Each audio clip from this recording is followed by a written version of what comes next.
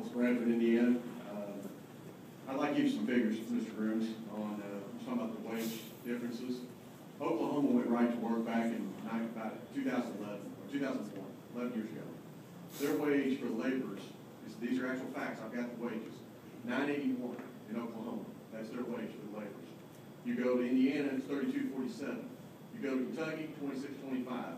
Virginia, $7.63. These are total packages, insurance, everything, that's all they get, $7.63. And that's right on the Kentucky-Virginia border. All you got to do is cross that line, and that much difference, disparity.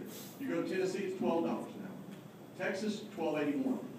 These are the real figures. The right to work, there are only 2 right to work states above $20 an hour that pay that wage, out of all of them. You know what I mean? There are below $20 that are anti-right to work states, 3. The rest of them all pay above $20 an hour. There is a big disparity in the wages between right to work and non-right to work. They know all that. That's why they're supporting it. Well, I know. But like I said, you all know, you all do what you want, like the gentleman said right before me. Do what you're going to do, but just remember, in November, we will be there. Run for office, Jim. Do what you got to do. We're going to do what we got to do.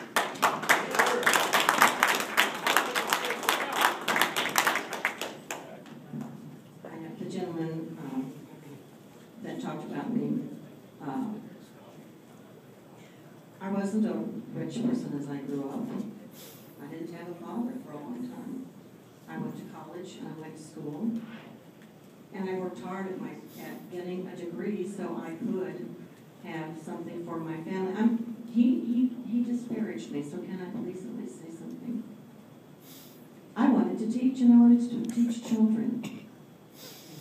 So I got a degree so I could teach. I had to get a master's. I had to do that. What I'm saying is, then he tells me that if I don't join the union, I shouldn't get the benefits. So that's the premise of right to work.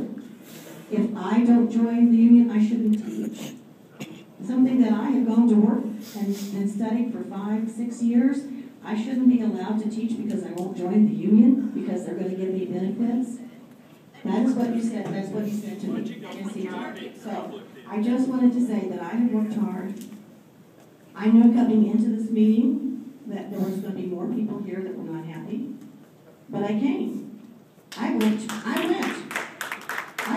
to see one of my legislators before I became one. I had a little tiny sign. There were 5 of us outside the meeting. He would not come out until we left, and of the 5, 2 of them were little children. We had to go around the building because he wouldn't come out. His car drove away. We figured he was going on the other side of the building so he wouldn't have to come out and see us because we weren't for him. 3 adults, 1 old man, 2 children. I went to the other side to see him. He didn't come out that side. So I brought my little 3-year-old, and we walked 2-year-old. We walked down to see if he was coming out the other side, and off he sped. Now, I know that you have problems with certain legislation, but you also may agree with me on others. I just want you to know that I came because I did want to hear you. You feel like you're not being heard. Some of you can't come to the State House. You are working. You are taking care of your families, and so they're there. But also, by the same token, when we were there last year, a gentleman was up in the hallway, and he had a sign that said, "I am a father." And I looked up at him and smiled, and I said, "There's nothing like being a father, is there?" And he smiled back. And at the end of the day, when everybody left,